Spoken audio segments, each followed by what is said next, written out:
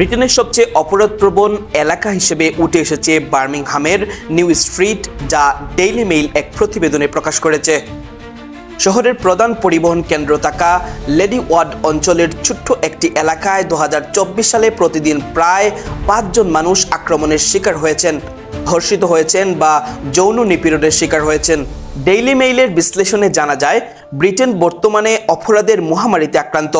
Labour পার্টির উপর চাপ বাড়ছে অপরাধীদের বিরুদ্ধে কঠোর ব্যবস্থা নেওয়ার জন্য, যাতে অপরাধীদের হার না বাড়ে এবং জনগণের ক্ষোভ প্রশমিত হয়।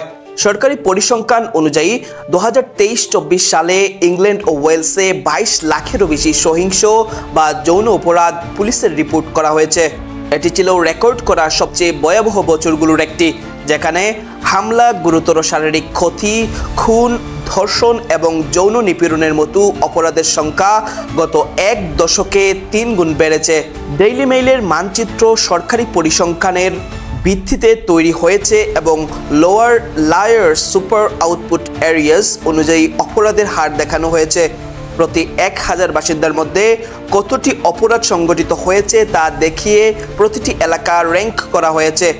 লাল রং যত গাঢ় হবে অপরাধের হার তত বেশি বলে ম্যাপে দেখানো হয়েছে।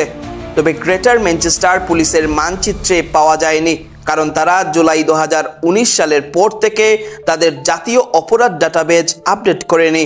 বার্মিংহামে 2024 সালে 1782টি সহিংস বা যৌন অপরাধ ঘটেছে, যার ফলে এই অঞ্চলকে অন্যতম অপরাধপ্রবণ এলাকা বলে চিহ্নিত করা হয়।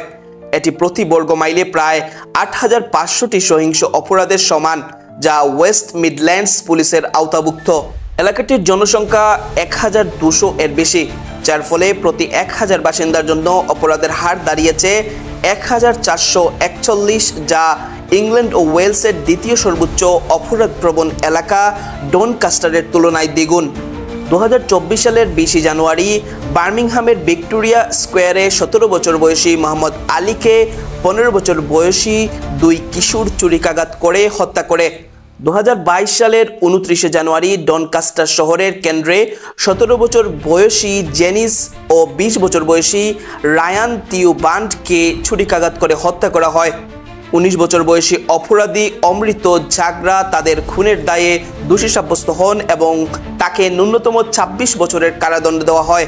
ডনকাস্টারকে দ্বিতীয় অপরাধপ্রবণ এলাকা বলে পরিসংখ্যান অনুযায়ী চিহ্নিত করা হয়। লন্ডনের লেইসেস্টার স্কোয়ার তৃতীয় অপরাধপ্রবণ এলাকা। 2023 সালের 12 আগস্ট দিনে দুপুরে 11 বছর বয়সী এক স্কুল ছাত্রী ও তার 34 বছর বয়সী মা লন্ডনের লেইসেস্টার স্কোয়ারে ছুরিকাঘাতে গুরুতর আহত হন। এই ঘটনায় এক ব্যক্তির বিরুদ্ধে হত্যা চেষ্টার অভিযোগ আনা হয়েছে।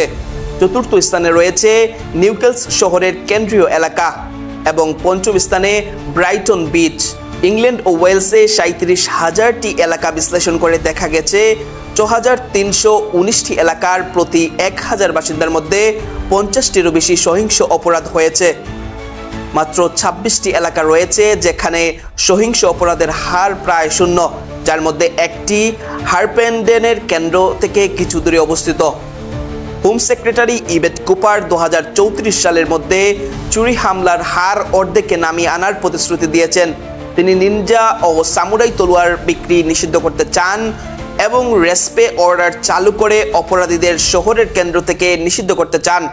এছাড়া যুক্তরাজ্য সরকার অপরাধ নিয়ন্ত্রণে 13,000 নতুন পুলিশ নিয়োগ ও টহল পুলিশ বাড়ানোর প্রতিশ্রুতি দিয়েছে বলে জানা যায়।